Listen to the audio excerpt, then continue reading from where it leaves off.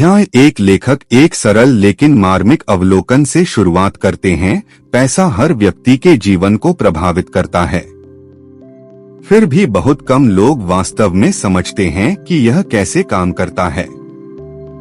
ऐसा इसलिए नहीं कि उनमें बुद्धि की कमी है, बल्कि इसलिए कि पैसा केवल तर्क का विषय नहीं है, यह व्यवहार का विषय है।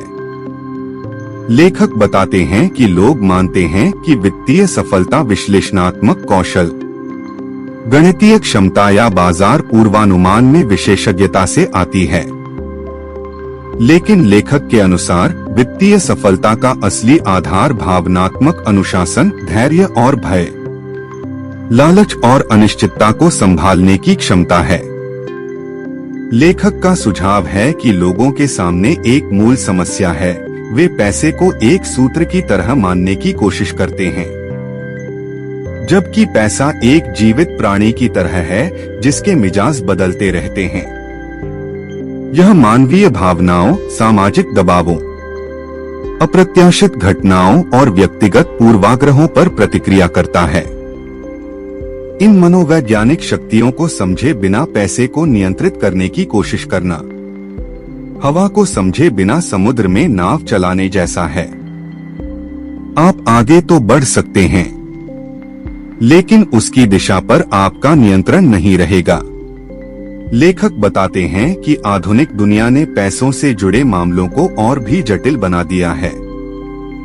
लोग ऑनलाइन लाखों अजनबियों से अपने जीवन की तुलना करते हैं, जिससे वे खुद को कमतर महसूस करते हैं, भले ही वे सफल हों। वे दूसरों की सफलता देखते हैं, अपने संघर्षों को नहीं। वे खबरों से शोर और घबराहट को आत्मसात कर लेते हैं। वे तुरंत सफलता पाने की होड़ में लग जाते हैं। उन्हें कुछ छूट जाने का डर सताता रहता है। लेखक का सुझाव है कि ये भावनात्मक उतार चढ़ाव निर्णय लेने की क्षमता को बिगाड़ देते हैं और लोगों को शांत, तर्कसंगत फैसलों से दूर कर देते हैं। लेखक के अनुसार सबसे बड़ा भावनात्मक जाल यह मानना है कि अधिक धन से स्वतः ही शांति मिल जाएगी। लेखक का तर्क है कि धन से विकल्प, आराम और अवसर तो मिलते हैं, लेकिन शांति नहीं। शांति स्वयं को जानने, अपनी सीमाओं को समझने और वास्तव में क्या मायने रखता है, यह जानने से आती है। इस आधार के बिना धन एक साधन के बजाय बोझ बन जाता है। श्रोता को वास्तविकता से जोड़ने के लिए लेखक एक सिनेमाई दृश्य प्रस्तुत करते हैं। कल्पना कीजिए कि आप एक शांत सुबह उठते हैं, अपने दरवाजे से बाहर निकलते हैं और अपने चारों ओर की दुनिया को गतिमान देखते हैं। आपके सामने से गुजरने वाला हर व्यक्ति एक गुप्त कहानी लिए घूम रहा है, अनजान भय, महत्वाकांक्षाएं, पछतावे और सपने। ये अदृश्य भावनात्मक परतें उनके वित्तीय निर्णयों को इस तरह से प्रभावित कर रही हैं जिन्हें आप देख नहीं सकते। आप उनकी जीवन शैली से ईर्ष्या कर सकते हैं, लेकिन आप नहीं जानते कि इसे प्राप्त करने के लिए उन्होंने क्या कीमत चुकाई है। आप उनके विकल्पों पर सवाल उठा सकते हैं, लेकिन आप नहीं जानते कि वे किन दबावों से गुजर रहे हैं। पैसा व्यक्तिगत होता है क्योंकि जीवन व्यक्तिगत होता है। लेखक का सुझाव है कि अधिकांश वित्तीय गलतियां जानकारी की कमी के कारण नहीं, बल्कि अपने स्वयं के व्यवहार की समझ की कमी के कारण होती हैं। मंदी के दौरान वे भय से अभिभूत हो जाते हैं।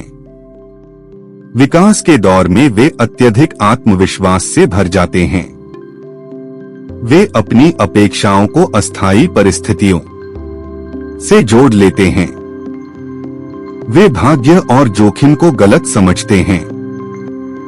वे अमीर होने को धनवान होने में भ्रमित कर देते हैं, और वे यह समझने में विफल रहते हैं कि छोटी छोटी आदतें लंबे समय तक दोहराई जाने पर असाधारण परिणाम देती हैं। लेखक के विचार में आज की दुनिया को पैसे के बारे में सोचने के एक नए तरीके की जरूरत है। ऐसा तरीका जो मानवीय मनोविज्ञान को नजरअंदाज करने के बजाय उसे स्वीकार करे। एक ऐसा तरीका जो इतिहास का सम्मान करे, अनिश्चितता को अपनाए और तात्कालिकता के बजाय समय को प्राथमिकता दे। लेखक समझाते हैं कि पैसा कोई दौड़ नहीं बल्कि एक रिश्ता है। आपको इसे पोषित करना होगा, इसे समझना होगा और इसे बढ़ने के लिए समय देना होगा। जैसे ही प्रस्तावना समाप्त होती है, लेखक श्रोता को एक मुख्य विचार देता है। वित्तीय ज्ञान की यात्रा तब शुरू होती है जब आप बाजार को मात देने की कोशिश करना बंद कर देते हैं और खुद को समझने की कोशिश शुरू कर देते हैं। पैसे की असली ताकत संख्याओं में नहीं, बल्कि उन संख्याओं के पीछे छिपी भावनाओं में होती है। जब आप अपनी भावनाओं पर काबू पा लेते हैं, तो आप अपने वित्तीय जीवन पर भी काबू पा लेते हैं। कहानी यहीं से शुरू होती है। अध्याय 2 लेखक अपने शोध की शुरुआत इस बात से करते हैं कि अलग अलग लोगों के लिए धन का व्यवहार अलग अलग होता है, क्योंकि हर किसी का जीवन अनुभव अनूठा होता है। समान आय वाले 2 व्यक्तियों के वित्तीय परिणाम पूरी तरह से भिन्न हो सकते हैं। यह इस बात पर निर्भर करता है कि वे कैसे सोचते हैं, उनका पालन पोषण कैसे हुआ है, उन्हें किन चीजों से डर लगता है और उनकी क्या इच्छाएं हैं। लेखक के अनुसार ये अदृश्य भावनात्मक शक्तियां किसी भी बाजार प्रवृत्ति या आर्थिक सिद्धांत की तुलना में वित्तीय व्यवहार को कहीं अधिक प्रभावित करती हैं। लेखक बताते हैं कि पुस्तक का एक प्रमुख विचार यह है कि लोग वित्तीय निर्णय संख्यात्मक तर्क के आधार पर नहीं लेते, बल्कि भावनात्मक तर्क के आधार पर लेते हैं। यही कारण है कि एक ही बाजार की हलचल को देखकर 2 लोग विपरीत प्रतिक्रिया दे सकते हैं। एक को अवसर दिखाई देता है, दूसरे को खतरा। लेखक का तर्क है कि दोनों में से कोई भी गलत नहीं है, वे बस अपने व्यक्तिगत अनुभवों के आधार पर प्रतिक्रिया दे रहे हैं। वह एक उदाहरण देते हैं। कल्पना कीजिए कि 2 लोग जंगल के किनारे खड़े हैं।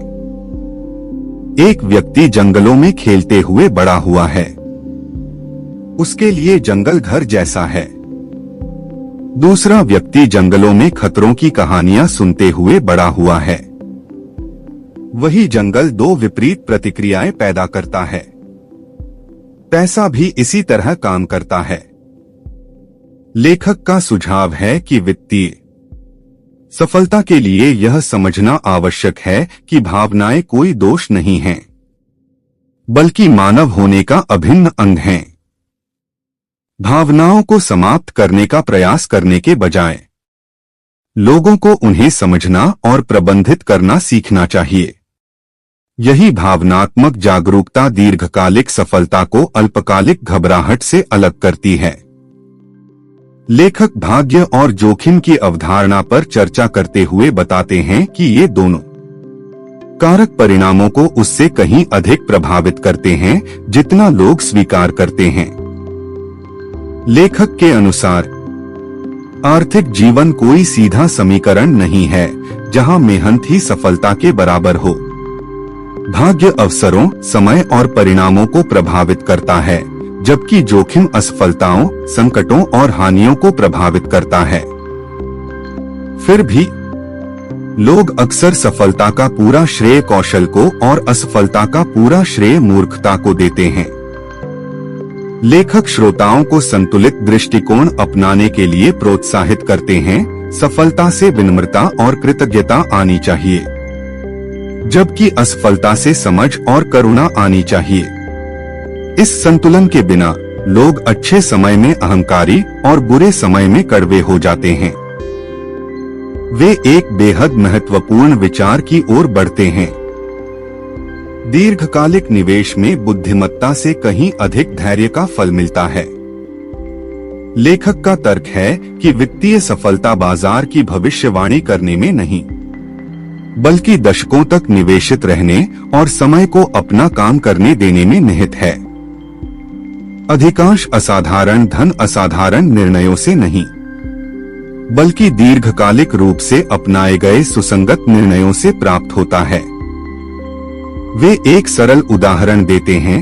कल्पना कीजिए कि आप एक पेड़ लगा रहे हैं।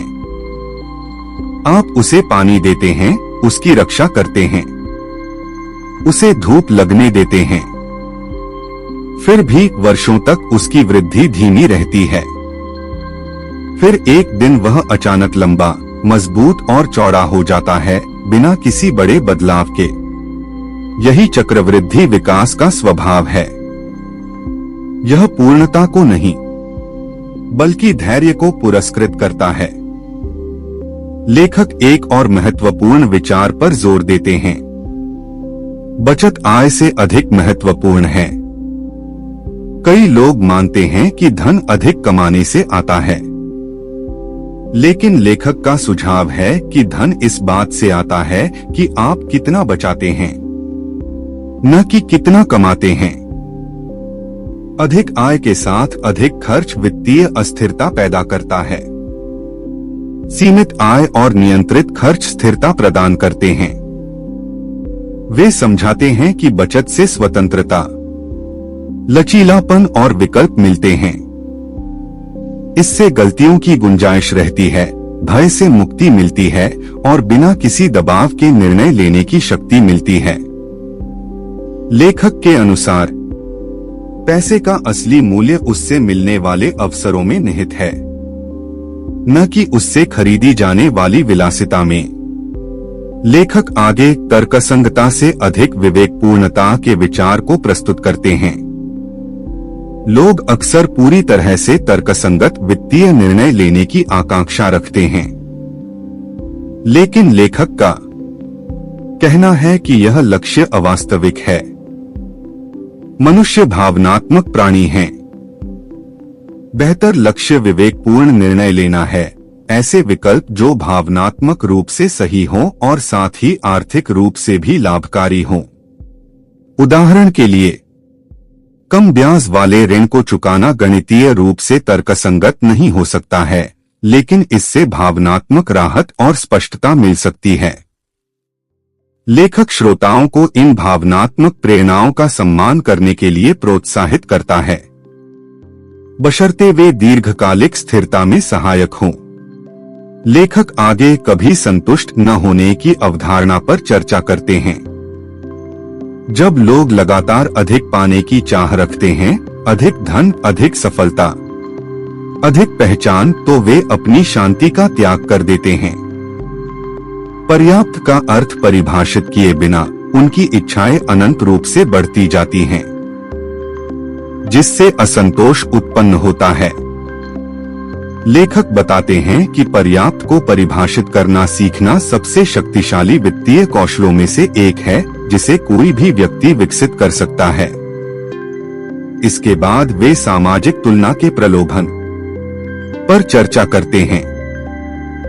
दूसरों से अपनी तुलना करने से गलत निर्णय होते हैं, क्योंकि लोग अपने निजी जीवन की तुलना दूसरों के शानदार जीवन से करते हैं।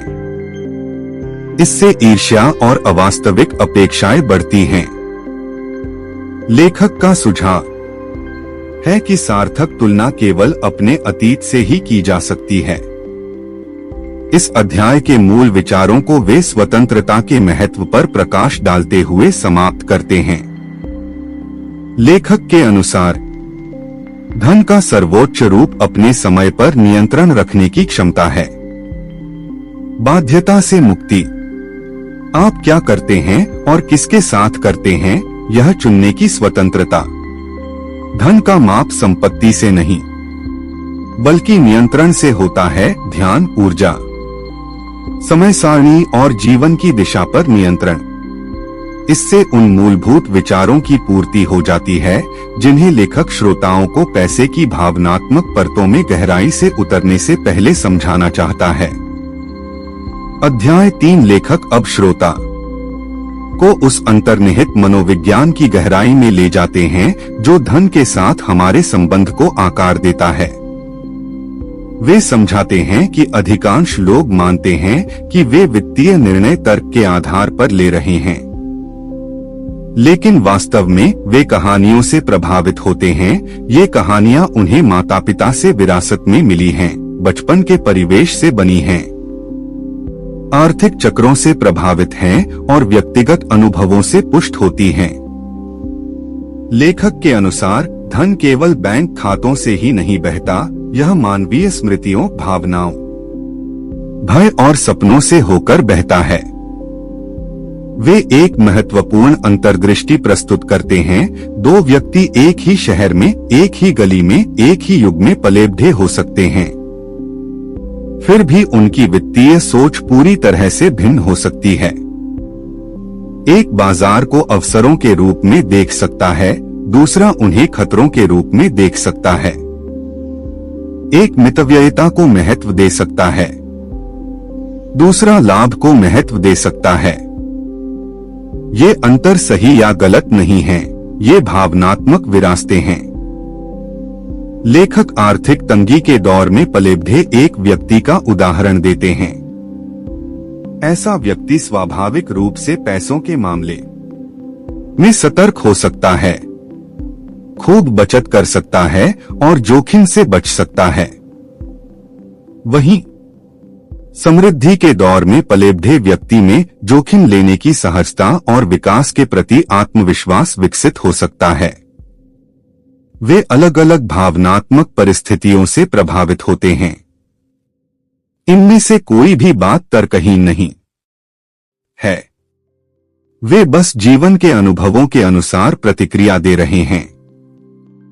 वे इस विचार को आगे बढ़ाते हुए बताते हैं कि कैसे प्रमुख ऐतिहासिक घटनाएं पूरी पीढ़ियों को प्रभावित करती हैं।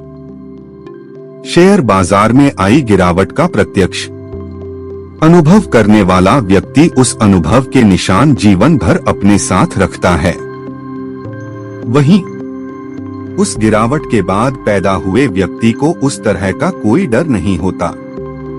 समान जानकारी होने पर भी उनका निवेश व्यवहार हमेशा अलग होगा। लेखक के अनुसार यही कारण है कि वित्तीय मार्गदर्शन अक्सर विफल हो जाता है। लोग मान लेते हैं कि हर कोई दुनिया को एक ही भावनात्मक नजरिए से देखता है। लेखक इसके बाद सीमाओं के विचार की ओर मुड़ते हैं। वे समझाते हैं कि मनुष्य निश्चितता की चाह रखता है, लेकिन पैसा अनिश्चितताओं से भरा होता है। स्थिरता की चाह और वित्तीय प्रणालियों की अप्रत्याशित प्रकृति के बीच यह तनाव चिंता पैदा करता है। लोग उन जगहों पर भी पैटर्न खोजने की कोशिश करते हैं जहां कोई पैटर्न मौजूद नहीं होता। वे बाजारों का पूर्वानुमान लगाने का प्रयास करते हैं, वे संकेतों का पीछा करते हैं, वे यादृच्छिकता से डरते हैं। उनका सुझाव है कि शांति अनिश्चितता को दूर करने से नहीं, बल्कि उसके साथ सहअस्तित्व बनाए रखने से प्राप्त होती है। इस सहअस्तित्व के लिए विनम्रता आवश्यक है। यह विनम्रता कि आप सब कुछ नहीं जान सकते, सब कुछ का अनुमान नहीं लगा सकते और सब कुछ नियंत्रित नहीं कर सकते। लेखक के अनुसार विनम्रता लोगों को अति आत्मविश्वास से प्रेरित विनाशकारी निर्णयों से बचाती है। वे एक सिनेमाई उपमा का प्रयोग करते हैं। कल्पना कीजिए कि आप एक विशाल तट पर खड़े हैं, समुद्र के सामने लहरें उठती गिरती हैं, तूफान आते जाते रहते हैं, क्षितिज धुंध में गायब हो जाता है। आप लहरों को नियंत्रित नहीं कर सकते, लेकिन आप उन पर से होकर गुजरना सीख सकते हैं। आप हवा के पैटर्न को समझ सकते हैं, अपनी नाव तैयार कर सकते हैं और धैर्यपूर्वक आगे बढ़ सकते हैं। वित्तीय जीवन भी कुछ ऐसा ही है। लहरें बाजार की हलचल हैं, तूफान मंदी हैं, शांत जल विकास के दौर हैं। महारत लहरों को नियंत्रित करने में नहीं, बल्कि उन पर अपने व्यवहार को नियंत्रित करने में है। लेखक आगे व्यक्तिगत कौशल को जरूरत से ज्यादा महत्व देने के खतरे पर चर्चा करते हैं। लोग अक्सर भाग्य को विशेषज्ञता समझ लेते हैं। जब परिणाम अच्छे होते हैं तो वे सफलता का श्रेय अपनी प्रतिभा को देते हैं। जब परिणाम खराब होते हैं तो वे परिस्थितियों को दोष देते हैं। लेखक का तर्क है कि भाग्य और संयोग की भूमिका को पहचानना संतुलित सोच का मार्ग प्रशस्त करता है। यह सफलता में अहंकार को रोकता है और असफलता में अपराध बोध को कम करता है। उनका मानना है कि मनुष्य स्वभावतः पश्चदृष्टि पूर्वाग्रह से ग्रस्त होते हैं। घटनाएं घटित होने के बाद लोग खुद को यह विश्वास दिला लेते हैं कि उन्होंने ही उनका पूर्वानुमान लगाया था या परिणाम स्पष्ट थे। यह भ्रम भविष्य के निर्णयों को विनाशकारी ढंग से प्रभावित करता है। वे घटनाओं का पूर्वानुमान लगाने की अपनी क्षमता को बढ़ा चढ़ाकर आंकते हैं, जोखिमों को कम आंकते हैं और आकस्मिकता को अनदेखा करते हैं। लेखक समझाते हैं कि अनिश्चितता को स्वीकार करने से मन मुक्त होता है। इससे लोग अल्पकालिक पूर्वानुमानों के बजाय दीर्घकालिक सिद्धांतों पर ध्यान केंद्रित कर पाते हैं। यह धैर्य को प्रोत्साहित करता है क्योंकि वे समझते हैं कि अस्थायी उतार चढ़ाव स्थायी परिणामों को निर्धारित नहीं करते। इसके बाद वे भय के मनोविज्ञान पर चर्चा करते हैं। भय एक प्राचीन भावना है, तर्क से भी पुरानी, सभ्यता से भी पुरानी। भय ने आदिमानवों को जीवित रखा और वह सहज प्रवृत्ति आज भी हमारे भीतर मौजूद है। जब बाजार गिरते हैं या खबरें आपदा की खबरें सुनाती हैं, तो मस्तिष्क उसी आदिम भय के साथ प्रतिक्रिया करता है जो आदिमानवों को शिकारियों से बचाने के लिए बना था। यह भावनात्मक उभार अक्सर तर्कसंगत सोच पर हावी हो जाता है। लेखक श्रोताओं को भय से लड़ने के बजाय उसे समझने के लिए प्रोत्साहित करते हैं। भय अनिश्चितता का संकेत है, लेकिन यह परिणामों को निर्धारित नहीं करता। भय को एक स्वाभाविक प्रतिक्रिया के रूप में पहचानने से व्यक्ति आवेगपूर्ण निर्णयों से बच सकते हैं। लेखक के अनुसार लोगों को कार्य करने से पहले रुकना, गहरी सांस लेना और अपनी भावनाओं का विश्लेषण करना सीखना चाहिए। लेखक इसके बाद आशा को भय के प्रति संतुलन के रूप में प्रस्तुत करते हैं। आशा लोगों को निवेश करने, नवाचार करने, निर्माण करने और सपने देखने के लिए प्रेरित करती है। आशा के बिना अर्थव्यवस्थाएं ठप हो जाएंगी। आशा ही प्रगति का मूल भावनात्मक बल है। हालांकि आशा का वास्तविकता पर आधारित होना आवश्यक है। अंधा आशावाद जोखिम की ओर ले जाता है, जबकि यथार्थवादी आशावाद लचीलापन पैदा करता है। लेखक इस संतुलित आशा को यथार्थवादी आशावाद कहते हैं। वे आगे कहते हैं कि भय और आशा का परस्पर संबंध हर वित्तीय यात्रा को आकार देता है। भय हमें खतरों से बचाता है, आशा हमें अवसरों की ओर ले जाती है। महारत तब हासिल होती है जब हम यह सीखते हैं कि कब भय की बात सुननी है और कब आशा पर भरोसा करना है। अध्याय का समापन पहचान पर चिंतन के साथ होता है। लोग अक्सर अपने आत्मसम्मान को आर्थिक परिणामों से जोड़ते हैं। जब धन बढ़ता है तो वे सफल महसूस करते हैं, जब धन घटता है तो वे असफल महसूस करते हैं। लेखक चेतावनी देते हैं कि यह भावनात्मक जुड़ाव खतरनाक है। धन एक साधन है, चरित्र का मापक नहीं। आर्थिक असफलताएं मानवीय मूल्य को कम नहीं करती। धन पहचान को परिभाषित नहीं करता। वह श्रोताओं को आत्मसम्मान और आर्थिक संपत्ति के बीच अंतर समझने के लिए प्रोत्साहित करते हैं। सच्ची शक्ति आंतरिक स्थिरता से आती है, बाहरी आंकड़ों से नहीं। जब पहचान वित्तीय परिणामों से स्वतंत्र होती है तो लोग असुरक्षा की बजाय स्पष्टता के साथ निर्णय लेते हैं।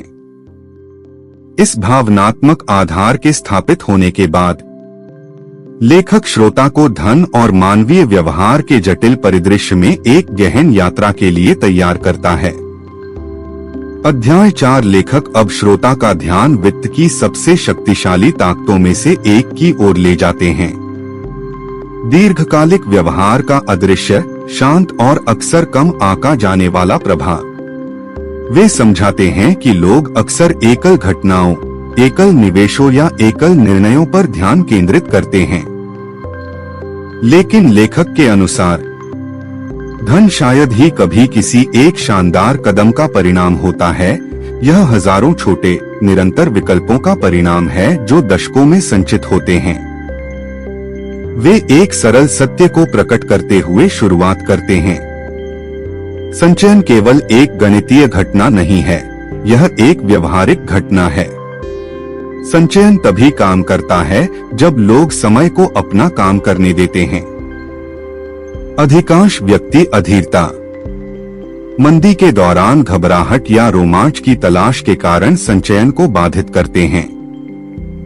लेखक के अनुसार धैर्य बुद्धि से कहीं अधिक मूल्यवान है, क्योंकि धैर्य संचयन को निर्बाध रूप से जारी रखने की अनुमति देता है। वे एक उदाहरण देते हैं। कल्पना कीजिए कि आप कागज के एक टुकड़े पर प्रतिदिन पानी की एक बूंद डालते हैं। कई हफ्तों तक कागज सूखा ही दिखता है, लेकिन जैसे जैसे दिन महीनों में बदलते हैं, कागज नम हो जाता है, फिर पूरी तरह भीग जाता है और फिर फटने लगता है। यह बदलाव शुरू में स्पष्ट नहीं होता, यह धीरे धीरे होता है। पैसे के साथ भी ऐसा ही होता है। शुरुआती चरण मामूली लगते हैं, लेकिन अंतिम चरण परिवर्तनकारी होते हैं। लेखक का सुझाव है कि लोग जो सबसे बड़ी गलती करते हैं वह यह है कि वे दशकों तक, वर्षों या महीनों में नहीं, बल्कि दशकों तक संचय की शक्ति को कम आंकते हैं। उनका तर्क है कि वित्तीय सफलता गति के बारे में नहीं, बल्कि धीरज के बारे में है। इसके बाद वे निरंतरता पर जोर देते हैं। लेखक के अनुसार निरंतरता ही दीर्घकालिक प्रगति का मूल मंत्र है। छोटे छोटे नियमित व्यवहार, थोड़ी थोड़ी बचत करना, नियमित रूप से निवेश करना, अनावश्यक ऋण से बचना गति प्रदान करते हैं। ये कार्य भले ही अलग अलग देखने में छोटे लगें, लेकिन साथ मिलकर ये एक मजबूत वित्तीय आधार बनाते हैं। वे एक पत्थर तराशने वाले की उपमा का प्रयोग करते हैं जो एक चट्टान पर प्रहार करता है। सैकड़ों प्रहारों तक कुछ भी होता हुआ प्रतीत नहीं होता। पत्थर में दरार नहीं पड़ती, वह हिलता भी नहीं, लेकिन 101वें प्रहार पर वह टूट जाता है। यह टूटना केवल अंतिम प्रहार के कारण नहीं होता, बल्कि इससे पहले हुए सभी प्रहारों के कारण होता है। वित्तीय विकास भी इसी प्रकार कार्य करता है। परिणाम अचानक दिखाई देते हैं, लेकिन वे समय के साथ धीरे धीरे बनते हैं। लेखक फिर इस दीर्घकालिक दृष्टिकोण की तुलना त्वरित सफलता की आधुनिक इच्छा से करते हैं। आज के लोग तात्कालिक संतुष्टि की दुनिया में जी रहे हैं। वे त्वरित प्रतिफल, त्वरित परिणाम, त्वरित धन चाहते हैं। यह अधीरता अक्सर लापरवाह निर्णयों की ओर ले जाती है। बाजारों में जल्दबाजी में प्रवेश करना और बाहर निकलना, रुझानों का पीछा करना, क्षणिक परिवर्तनों पर भावनात्मक प्रतिक्रिया देना। वे समझाते हैं कि लोग गति को प्रगति समझ लेते हैं। वे सोचते हैं कि गतिविधि का मतलब सुधार है, लेकिन वास्तविकता में अनावश्यक गतिविधि दीर्घकालिक विकास को बाधित करती है। लेखक के अनुसार सबसे अच्छे निवेशक सबसे सक्रिय नहीं होते, बल्कि सबसे स्थिर होते हैं। इसके बाद वे ऊब की मनोविज्ञान की बात करते हैं। कई लोगों को दीर्घकालिक निवेश उबाऊ लगता है। वे रोमांच और उत्साह चाहते हैं, लेकिन रोमांच और उत्साह चक्रवृद्धि ब्याज के दुश्मन हैं। लेखक सुझाव देते हैं कि ऊब को अपनाना चाहिए क्योंकि ऊब स्थिरता का प्रतीक है और स्थिरता चक्रवृद्धि ब्याज को फलने फूलने देती है। वे एक विचारोत्तेजक बात कहते हैं, धन वह है जो दिखाई नहीं देता। लोग अक्सर मान लेते हैं कि विलासितापूर्ण जीवन शैली वाला व्यक्ति ही धनी होता है, लेकिन लेखक के अनुसार सच्चा धन छिपा हुआ होता है। यह बचत, निवेश और संपत्ति है जो चुपचाप पृष्ठभूमि में बढ़ती रहती है। दिखावटी उपभोग आय को दर्शाता है, चुपचाप संचय करना ही धन का प्रमाण है। वे एक उदाहरण देते हैं। 2 पेड़ों की कल्पना कीजिए। एक पेड़ पतली जड़ों के साथ तेजी से बढ़ता है, लेकिन तूफानों से आसानी से नष्ट हो जाता है।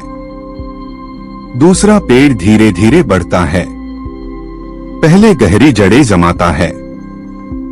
कई वर्षों तक वह छोटा दिखाई देता है, लेकिन उसकी नींव मजबूत होती है। समय के साथ दूसरा पेड़ उन तूफानों से बच जाता है जो पहले पेड़ को उखाड़ देते हैं। धीरे धीरे और शांति से अर्जित धन गहरी जड़ों वाले पेड़ की तरह व्यवहार करता है। लेखक लचीलेपन पर चर्चा शुरू करते हैं। वे समझाते हैं कि दीर्घकालिक सफलता के लिए अल्पकालिक समस्याओं से पार पाना आवश्यक है। कई लोग सर्वोत्तम स्थिति की योजना तो बना लेते हैं, लेकिन असफलताओं के लिए तैयार नहीं रहते। लेखक के अनुसार जीवित रहना एक वित्तीय रणनीति है। जो व्यक्ति सबसे लंबे समय तक खेल में बना रहता है, अक्सर वही जीतता है, इसलिए नहीं कि उसने सबसे अधिक लाभ कमाया, बल्कि इसलिए कि उसने विनाशकारी नुकसान से खुद को बचा लिया। वे इस बात पर जोर देते हैं कि अधिकतम लाभ प्राप्त करने से ज्यादा जरूरी है खुद को बर्बादी से बचाना। लगातार मिलने वाला छोटा लाभ अचानक खत्म हो जाने वाले बड़े लाभ से कहीं ज्यादा शक्तिशाली होता है। लेखक इसे सरल शब्दों में समझाते हैं। आर्थिक तबाही से बचें। वे मार्जिन की अवधारणा प्रस्तुत करते हैं। मार्जिन आपके वित्तीय जीवन और संकट के बीच का वह स्थान है जो आपको बचा सकता है। यह बचत, लचीलेपन और अपनी आय से कम खर्च करने से प्राप्त होता है। मार्जिन आपको अप्रत्याशित घटनाओं से उबरने, नुकसान को सहन करने और संकट के समय शांत रहने में सक्षम बनाता है। वे एक सिनेमाई उदाहरण प्रस्तुत करते हैं। कल्पना कीजिए कि आप एक पहाड़ी रास्ते पर चल रहे हैं जिसके बगल में गहरी खाई है। यदि रास्ता चौड़ा है तो आप आत्मविश्वास से चलते हैं। यदि रास्ता संकरा है तो आपके कदम तनावपूर्ण हो जाते हैं। खाई रास्ते को चौड़ा करती है। यह भावनात्मक सुकून देती है, जिससे बेहतर निर्णय लेने में मदद मिलती है। लेखक आगे बताते हैं कि भविष्य हमेशा हमें चौंकाता है। लोग अक्सर विस्तृत वित्तीय योजनाएं बनाते हैं, यह उम्मीद करते हुए कि जीवन ठीक वैसे ही आगे बढ़ेगा जैसा उन्होंने सोचा है। लेकिन लेखक का तर्क है कि सटीकता से अधिक लचीलापन महत्वपूर्ण है। योजना कठोर नहीं होनी चाहिए, उसे नई वास्तविकताओं के अनुरूप ढलना चाहिए। वे अध्याय का समापन धैर्य पर चिंतन के साथ करते हैं। धैर्य निष्क्रियता नहीं, बल्कि सक्रिय अनुशासन है। इसमें आवेगों का प्रतिरोध करना, शोर को अनदेखा करना और प्रक्रिया पर भरोसा करना शामिल है। लेखक के अनुसार धैर्य साधारण वित्तीय निर्णयों को असाधारण परिणामों में बदल देता है। इसके माध्यम से लेखक श्रोता को उन गहन भावनात्मक शक्तियों का पता लगाने के लिए तैयार करता है जो दीर्घकालिक व्यवहार को प्रभावित करती हैं। अध्याय 5 अब लेखक उन भावनात्मक उथल पुथल की ओर रुख करते हैं जो वित्तीय निर्णयों को जटिल बना देती हैं।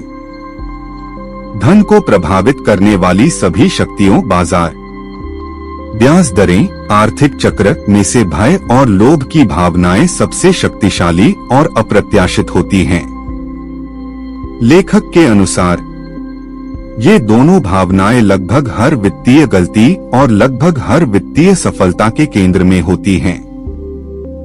वह भय का विश्लेषण करके शुरुआत करते हैं। भय सहज, प्राचीन और मानव जीव विज्ञान में गहराई से समाया हुआ है।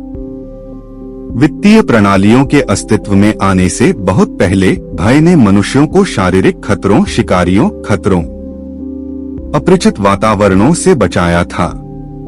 यह सहज प्रवृत्ति आज भी सक्रिय है, लेकिन शारीरिक खतरों पर प्रतिक्रिया करने के बजाय मस्तिष्क वित्तीय अनिश्चितता पर प्रतिक्रिया करता है। लेखक बताते हैं कि जब बाजार गिरते हैं या खबरें चिंताजनक परिदृश्य प्रस्तुत करती हैं, तो मस्तिष्क इन घटनाओं को अस्तित्व के लिए खतरा मानता है। इससे घबराहट उत्पन्न होती है।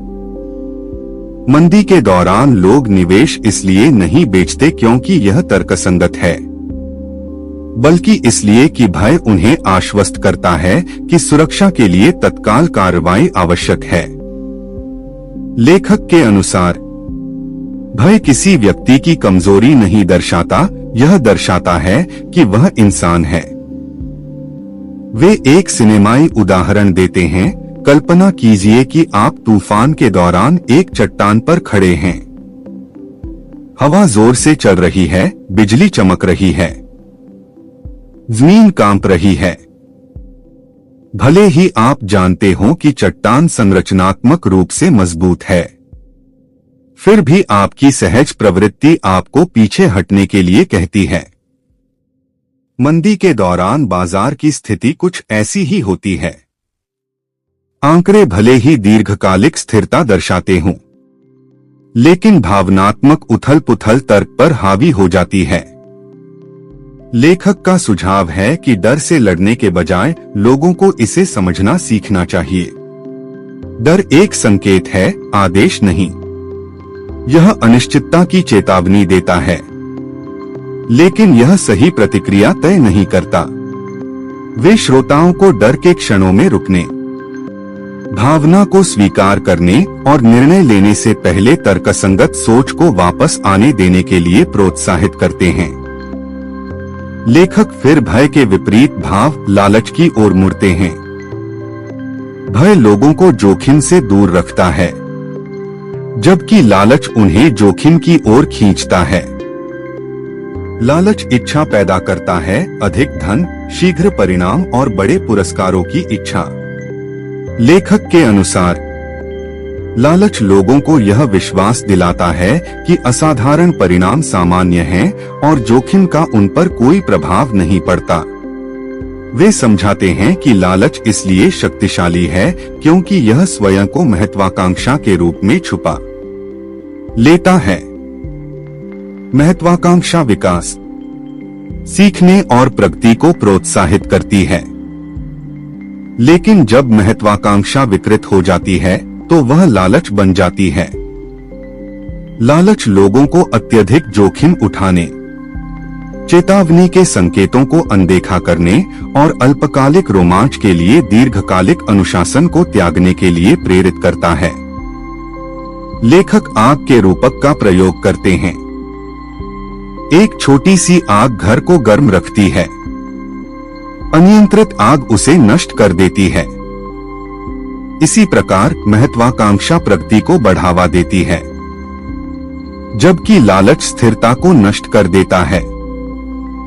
वे उन निवेशकों का उदाहरण देते हैं जो बाजार में तेजी से वृद्धि के दौर में अपनी रणनीतियों को छोड़ देते हैं। वे अपने लाभ की तुलना दूसरों से करने लगते हैं। उन्हें पीछे छूट जाने का डर सताता है। वे ऐसे जोखिम उठाते हैं जो उनकी अपनी योजनाओं के विपरीत होते हैं। लेखक समझाते हैं कि तुलना करने से ही लालच पनपता है। जब लोग दूसरों की उपलब्धियों के आधार पर सफलता का आकलन करते हैं, तो वे अपने लक्ष्यों को लेकर स्पष्टता खो देते हैं। लेखक हानि और लाभ के बीच भावनात्मक असंतुलन पर चर्चा शुरू करते हैं। मनोवैज्ञानिक शोध से पता चलता है कि हानि लाभ की तुलना में कहीं अधिक पीड़ादायक होती है। $1000 का नुकसान $1000 के लाभ से मिलने वाली संतुष्टि से कहीं अधिक बुरा लगता है। यह असंतुलन लोगों को नकारात्मक घटनाओं के प्रति अत्यधिक संवेदनशील बना देता है। वे अस्थायी गिरावट पर घबरा जाते हैं और दीर्घकालिक अवसरों से समय से पहले ही बाहर निकल जाते हैं। वे एक उपमा का प्रयोग करते हैं। कल्पना कीजिए कि आप जितना आगे कदम बढ़ाते हैं, उतना ही पीछे हटना आपको दुगना भारी लगता है। चलना भावनात्मक रूप से थका देने वाला हो जाता है। कई निवेशकों का यही अनुभव होता है। प्रगति धीमी लगती है, लेकिन असफलताएं भारी और परेशान करने वाली होती हैं। लेखक आगे बताते हैं कि भावनाएं जोखिम की धारणा को कैसे विकृत करती हैं। भय जोखिमों को उनके वास्तविक स्वरूप से बड़ा दिखाता है। लालच जोखिमों को छोटा दिखाता है। एक ही जोखिम व्यक्ति की भावनात्मक स्थिति के आधार पर अलग अलग महसूस हो सकता है। लेखक के अनुसार लक्ष्य जोखिम को समाप्त करना नहीं है, बल्कि उस भावनात्मक दृष्टिकोण को समझना है जिसके माध्यम से जोखिम को देखा जाता है। वे भावनात्मक अनुशासन की अवधारणा प्रस्तुत करते हैं। भावनात्मक अनुशासन का अर्थ भावनाओं का अभाव नहीं है, बल्कि यह आवेगों के बजाय सिद्धांतों के अनुसार कार्य करने की क्षमता है। भावनात्मक अनुशासन दीर्घकालिक लक्ष्यों को परिभाषित करने, सीमाएं निर्धारित करने और यह स्वीकार करने से आता है कि अस्थिरता जीवन यात्रा का एक हिस्सा है। वह एक ऐसे कप्तान की छवि प्रस्तुत करते हैं जो अशांत जल में जहाज चला रहा है। लहरें टकराती हैं, हवाएं गरजती हैं और दृश्यता धूमिल हो जाती है। घबराया हुआ कप्तान नियंत्रण खो देगा। एक अनुशासित कप्तान तूफान की बजाय दिशासूचक यंत्र पर ध्यान केंद्रित रखता है। लेखक का सुझाव है कि वित्तीय निर्णय लेने में भी इसी प्रकार के अनुशासन की आवश्यकता होती है। इसके बाद वे अपेक्षाओं की भूमिका पर चर्चा करते हैं। कई वित्तीय निराशाएं वास्तविक परिणामों से नहीं, बल्कि अवास्तविक अपेक्षाओं से उत्पन्न होती हैं। जब लोग स्थिर वृद्धि की अपेक्षा करते हैं, तो वे सामान्य उतार चढ़ाव के दौरान घबरा जाते हैं। जब लोग त्वरित सफलता की अपेक्षा करते हैं, तो वे धीमी प्रगति से निराश हो जाते हैं। लेखक का कहना है कि अपेक्षाओं को वास्तविकता के अनुरूप ढालने से भावनात्मक अस्थिरता कम होती है। जब लोग यह स्वीकार कर लेते हैं कि आर्थिक मंदी सामान्य बात है, तो वे इसे व्यक्तिगत असफलता नहीं मानते। जब लोग यह समझ जाते हैं कि विकास में समय लगता है, तो वे अधिक धैर्यवान और कम प्रतिक्रियाशील हो जाते हैं। वे इस अध्याय का समापन इस विचार के साथ करते हैं कि भावनाएं शत्रु नहीं, बल्कि मार्गदर्शक होती हैं। भय खतरे की चेतावनी देता है। लोभ इच्छा को प्रकट करता है। अधीरता असंतुलन का संकेत देती है। ईर्ष्या असुरक्षा को उजागर करती है। इन संकेतों को पहचानना स्पष्टता प्रदान करता है। लेखक के अनुसार भावनात्मक बुद्धिमत्ता यानी अपनी भावनाओं को समझना और उनके कारणों को जानना सबसे महत्वपूर्ण वित्तीय कौशलों में से एक है। इस आधार पर लेखक इस बात की गहराई से पड़ताल करने की तैयारी करता है कि दीर्घकालिक लचीलापन, विनम्रता और अनुकूलनशीलता वित्तीय सफलता को कैसे आकार देते हैं। अध्याय 6 लेखक अब श्रोता का ध्यान वित्तीय ज्ञान के 3 महत्वपूर्ण स्तंभों की ओर आकर्षित करते हैं, विनम्रता, लचीलापन और दृढ़ता। उनका तर्क है कि ये गुण बुद्धिमत्ता, जटिल रणनीतियों या बाजार की भविष्यवाणियों से कहीं अधिक महत्वपूर्ण हैं। लेखक के अनुसार लंबे समय तक आर्थिक रूप से सफल होने वाले लोग वे नहीं होते जो सबसे अधिक लाभ कमाते हैं, बल्कि वे होते हैं जो बर्बादी से बचते हैं। पूर्णता नहीं, बल्कि दृढ़ता ही धन निर्माण का मूल आधार है। वे विनम्रता से शुरुआत करते हैं। विनम्रता इस बात को स्वीकार करना है कि दुनिया हमारी समझ से कहीं अधिक जटिल है। यह स्वीकार करना है कि हमारा ज्ञान सीमित है, हमारी भविष्यवाणियां त्रुटिपूर्ण हैं और हमारा आत्मविश्वास अक्सर अतिशयोक्तिपूर्ण होता है। लेखक का कहना है कि विनम्रता विकास को रोकती नहीं, बल्कि उसकी रक्षा करती है। विनम्रता लोगों को मान्यताओं पर सवाल उठाने, अपने निर्णयों में विविधता लाने और अप्रत्याशित परिणामों के लिए तैयार रहने के लिए प्रेरित करती है। वे एक पर्वतारोही का उदाहरण देते हैं जो शिखर पर चढ़ने की तैयारी कर रहा है। अनुभव और ज्ञान होने के बावजूद पर्वतारोही पहाड़ का सम्मान करता है क्योंकि प्रकृति अप्रत्याशित है। यह सम्मान सावधानी पूर्वक योजना बनाने, अतिरिक्त सामान रखने और सुरक्षात्मक उपकरण रखने की ओर ले जाता है। वित्त में विनम्रता भी यही करती है। यह अहंकार के बिना तैयारी को प्रोत्साहित करती है। इसके बाद लेखक लचीलेपन की बात करते हैं। लचीलापन परिस्थितियों में बदलाव आने पर अनुकूलन करने की क्षमता है। जीवन किसी पूर्व निर्धारित योजना के अनुसार नहीं चलता। योजनाएं टूट जाती हैं, नौकरियां बदलती हैं, अर्थव्यवस्थाएं ऊपर नीचे होती रहती हैं, प्रौद्योगिकी उद्योगों को बाधित करती है।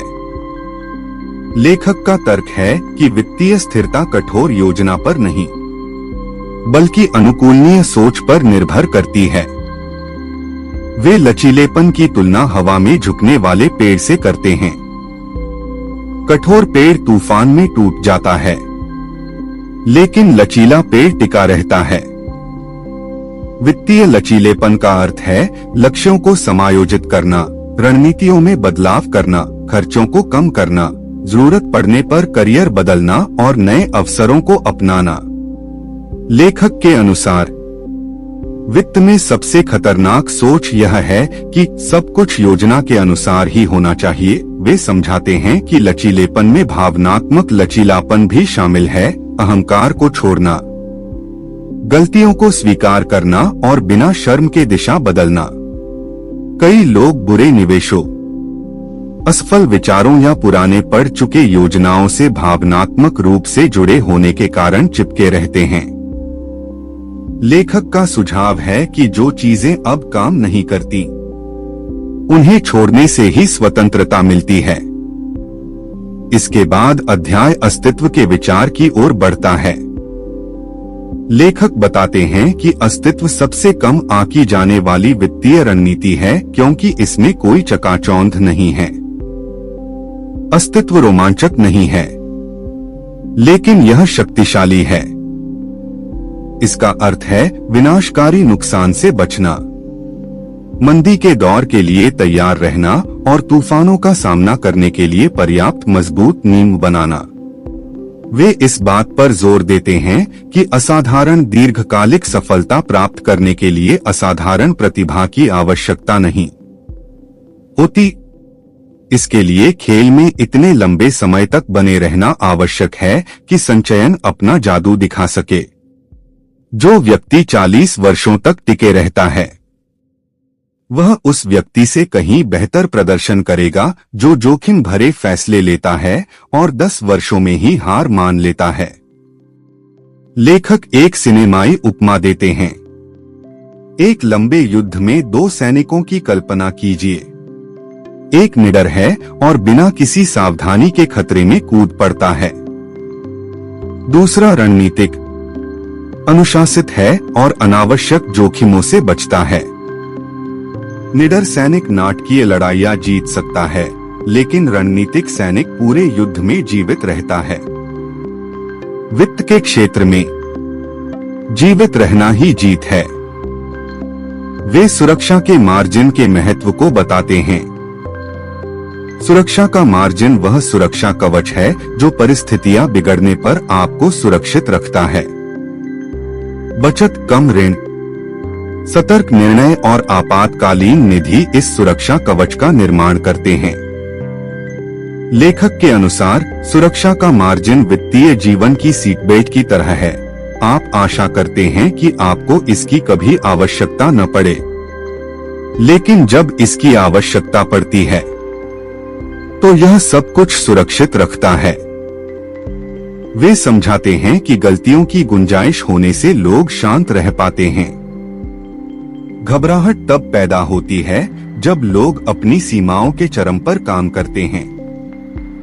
जब सफलता के लिए सब कुछ एकदम सही होना जरूरी हो, तो एक छोटी सी चूक भी संकट बन जाती है।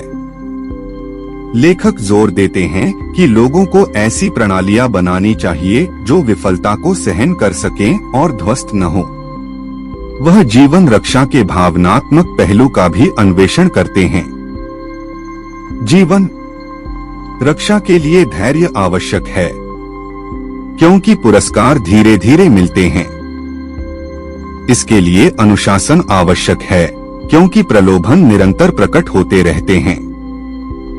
इसके लिए विनम्रता आवश्यक है, क्योंकि अहंकार निर्णय को विकृत कर देता है। और इसके लिए सहनशीलता आवश्यक है, क्योंकि असफलताएं अपरिहार्य हैं। लेखक एक सशक्त सत्य प्रस्तुत करते हैं। अधिकांश लोग आर्थिक रूप से इसलिए असफल नहीं होते क्योंकि उनके पास अवसरों की कमी होती है, बल्कि इसलिए असफल होते हैं क्योंकि वे भावनात्मक उथल-पुथल का सामना नहीं कर पाते। वे गलत समय पर घबरा जाते हैं। वे ऐसे जोखिम उठाते हैं जिन्हें वे समझते नहीं हैं। वे उन भविष्यवाणियों पर भरोसा करते हैं जो उन्हें धोखा देती हैं। वे दीर्घकालिक स्थिरता के बजाय अल्पकालिक रोमांच के पीछे भागते हैं। वह श्रोताओं को प्रतिभा से अधिक लचीलेपन की सराहना करने के लिए प्रोत्साहित करते हैं। जो व्यक्ति चुपचाप बचत करता है, अनावश्यक खर्चों से बचता है, लगातार निवेश करता है, मंदी के समय शांत रहता है और जीवन में बदलाव आने पर खुद को ढाल लेता है, उसके असाधारण अवसरों की तलाश करने वाले व्यक्ति की तुलना में आर्थिक रूप से सफल होने की संभावना कहीं अधिक होती है। लेखक इस अध्याय का समापन नाजुकता पर चिंतन के साथ करते हैं। एक नाजुक आर्थिक स्थिति दबाव में ढह जाती है। एक मजबूत आर्थिक स्थिति झुकती है और टिकी रहती है। लक्ष्य कठिनाई से बचना नहीं, बल्कि उसका सामना करने के लिए पर्याप्त शक्ति का निर्माण करना है। जीवित रहना विकास के लिए जगह बनाता है। विकास स्वतंत्रता के लिए जगह बनाता है। स्वतंत्रता आजादी के लिए जगह बनाती है।